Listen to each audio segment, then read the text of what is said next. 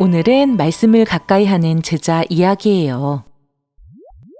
이스라엘아 들으라. 우리 하나님 여호와는 오직 유일한 여호와이시니 너는 마음을 다하고 뜻을 다하고 힘을 다하여 내 하나님 여호와를 사랑하라. 신명기 6장 4절 5절 말씀. 하나님께서 모세에게 말씀하셨어요. 나는 너의 하나님이란다. 내가 거룩하니 너희도 거룩하게 살아라. 너희는 나의 자녀라는 것을 기억하여라. 네, 하나님! 모세는 하나님의 말씀을 듣고 이스라엘 사람들에게 전했어요. 여러분은 하나님의 자녀예요. 이것을 잊지 마세요. 네, 기억할게요. 우리는 하나님의 자녀예요. 하나님께서 우리와 함께 하세요. 이스라엘 사람들은 하나님만 믿기로 약속했어요. 시간이 흘렀어요. 모세가 이스라엘 사람들에게 말했어요. 이제 여러분은 곧 가나안 땅에 들어가 살게 될 거예요. 그 전에 여러분이 꼭 기억하고 따라야 할 것이 있어요. 쫑긋쫑긋 사람들은 모세의 말을 귀 기울여 들었어요. 들으세요, 여러분. 우리는 하나님의 자녀예요. 하나님의 자녀는 하나님만 사랑해요.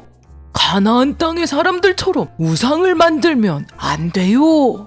하늘의 새들도, 땅의 동물들도, 바다의 생물들도 그 어떤 것으로도 하나님의 모습을 표현할 수 없어요.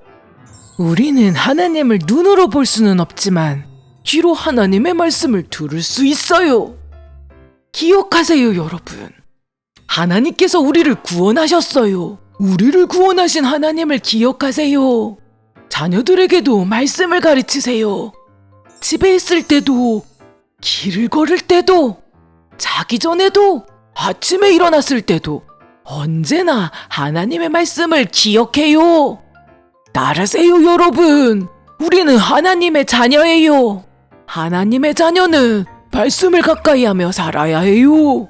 말씀을 손에 메고 이마에도 붙이고 집 문기둥과 문에 말씀을 붙이세요. 우리는 마음을 다하고 정성을 다하고 힘을 다하여 하나님을 사랑해야 해요. 아하, 끄덕끄덕. 하나님은 우리의 하나님이세요. 이스라엘 사람들은 하나님을 사랑하고 하나님의 말씀을 가까이 하며 살아가기로 약속했어요. 하나님께서는 우리도 하나님의 자녀로 부르셨어요. 우리는 하나님을 사랑하고 말씀을 가까이 하며 살아가요.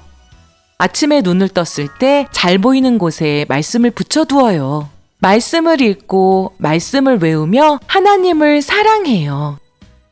하나님, 사랑해요. 나는 하나님을 사랑하고 말씀을 가까이 하는 하나님의 자녀예요.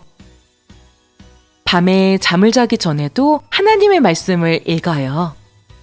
아빠, 엄마가 말씀을 읽어주실 때 쫑긋 귀를 기울여요. 하나님, 사랑해요. 나는 하나님을 사랑하고 말씀을 가까이 하는 하나님의 자녀예요. 하나님께서는 우리가 하나님을 사랑하고 말씀을 가까이 하며 살아가는 것을 기뻐하세요.